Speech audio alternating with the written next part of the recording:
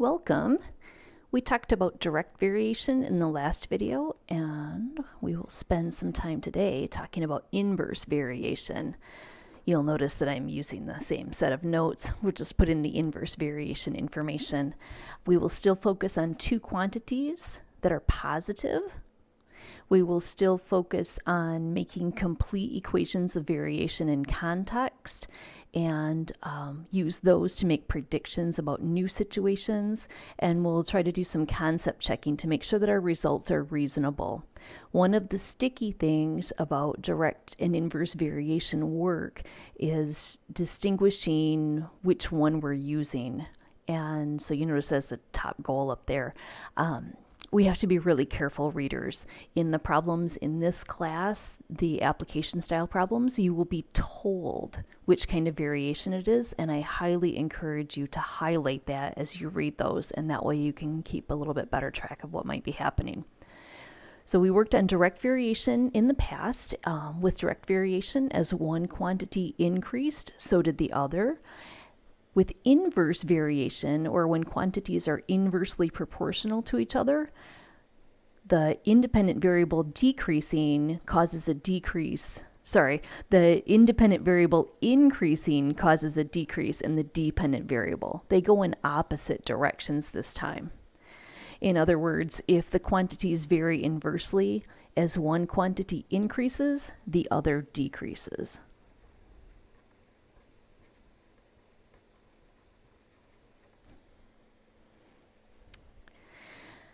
Examples in the world where inverse variation is present. We had a chemistry example last time about temperature and volume.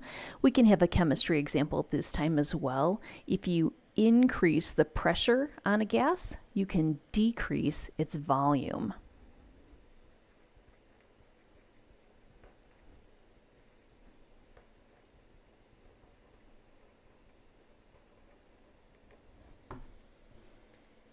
If you increase the distance away from the center of the earth, you can decrease a person's weight.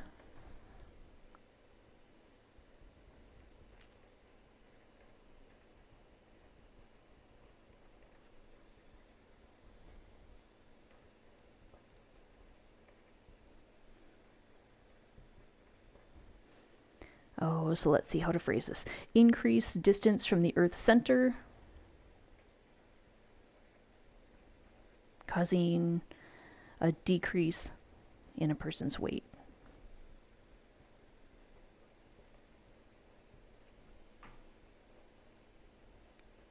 And there are other examples.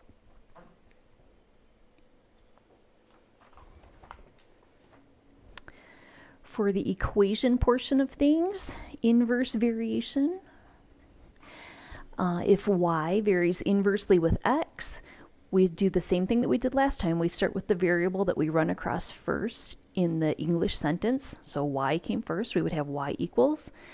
Inversely though, we'll have a fraction involved in it. We'll put our constant of variation up top, and our other quantity, our second quantity, will be located in the denominator of that fraction. And again, it doesn't have to just be a plain second variable. It can be some kind of modification of that, like the square root of x, or x to the 2/5, something of that kind of format. What if x is 0? With direct variation, 0, 0 had to be a part of that relationship. But with inverse variation, if you tried to let x be 0, you would get something that is undefined. We can't have 0 in the denominator. No zeros in denominators. The relationship is undefined there.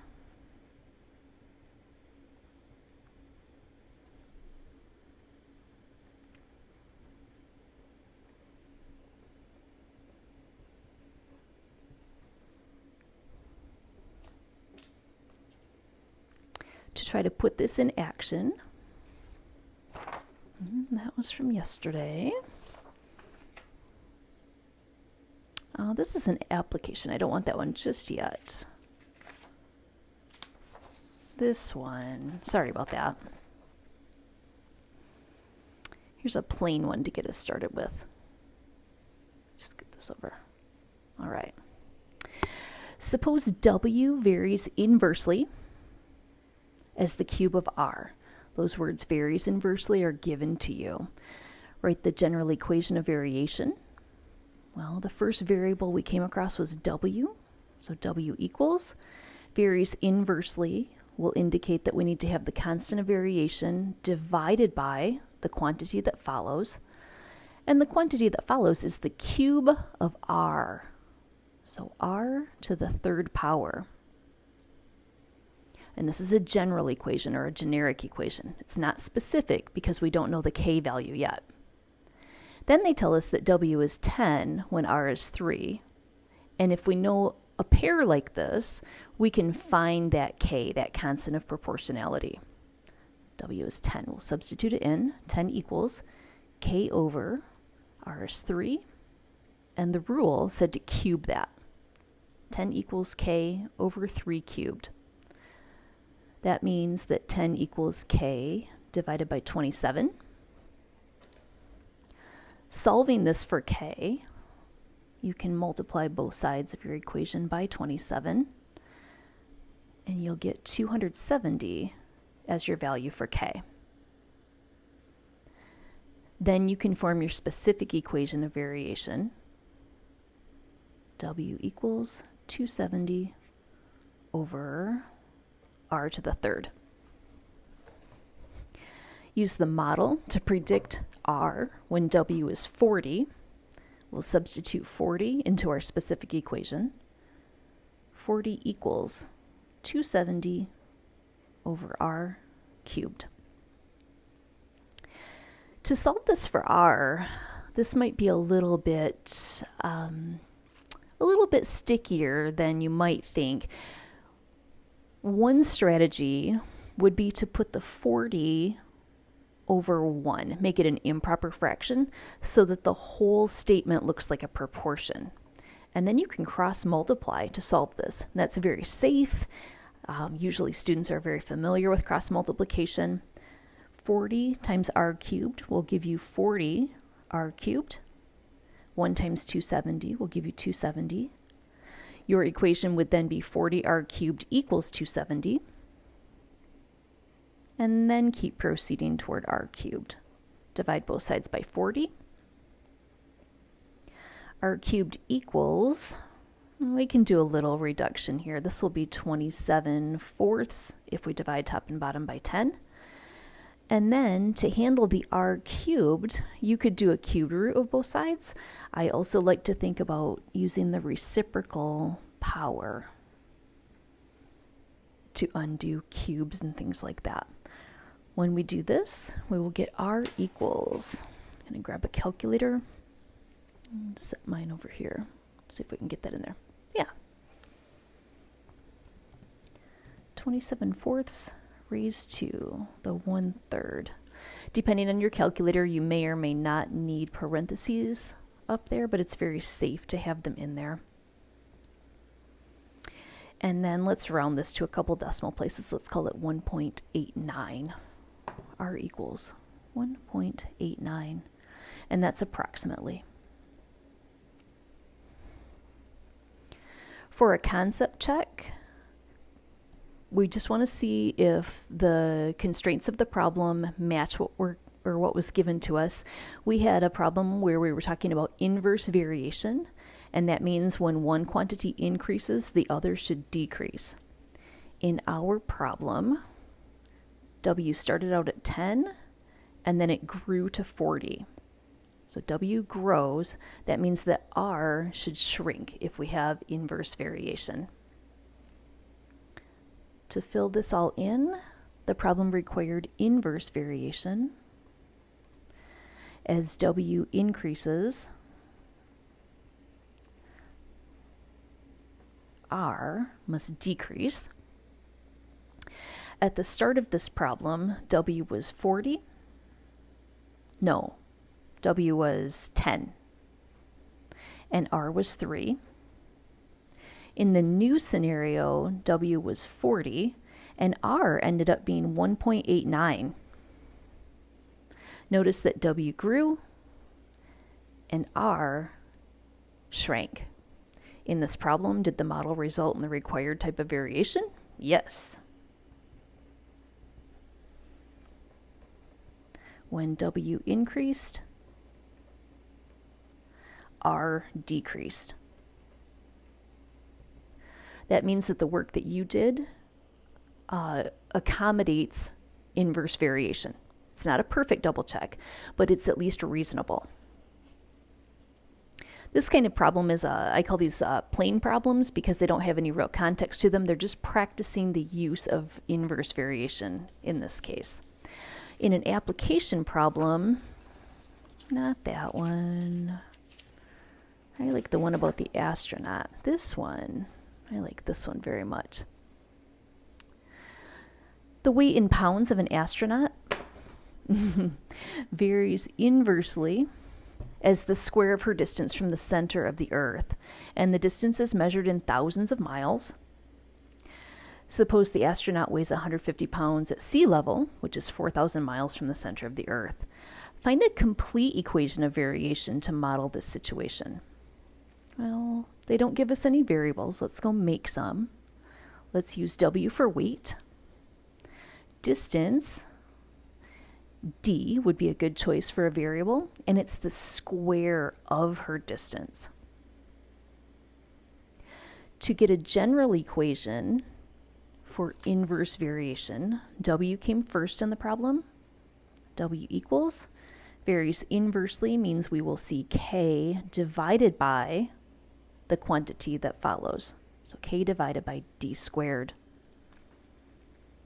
Her weight is 150 pounds. K we don't know yet, but when she's at sea level, she's 4,000 miles from the center of the Earth, and we're going to record it as just 4 squared, and we are going to remember that we're measuring in thousands of miles from the center. That will help us with a lot of those zeros hanging around.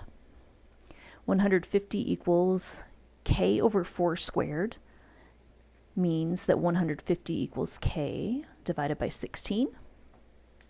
To solve for K, you can multiply both sides by 16. You could also cross multiply on this one if you wanted to. We need 16 times 150, which is 2,400. There's your value for K.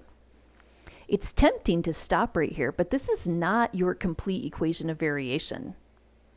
You need to take this value for K and substitute it back into your general equation. So our very complete equation should look like W equals 2,400 over D to the second power. That's your complete equation of variation.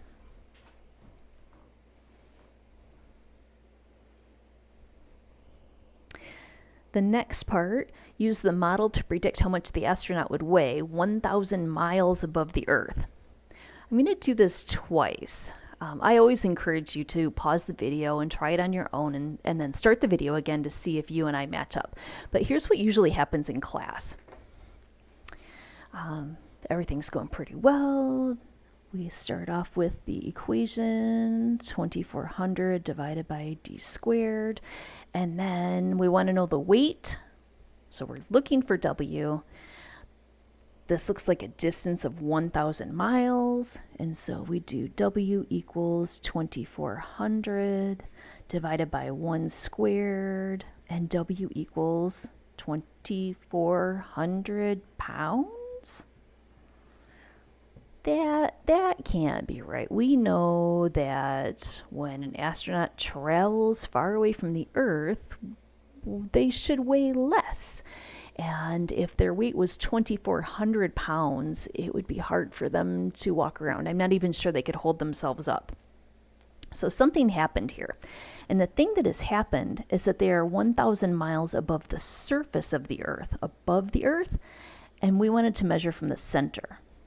So if this is the center of the Earth, first they have to get to the surface, which is 4,000 miles, and then they have to come another 1,000 miles above that for this problem. And that means that they are 5,000 miles from the center of the Earth. So this first attempt does not work out, but it's interesting. You get that answer and you feel really good. It's a beautiful whole number, but then you think about it and realize, oh, no, that's not good. So for a second try, W equals 2400 divided by 5 squared. 5 squared is 25, but your calculator will handle it just fine, just like that.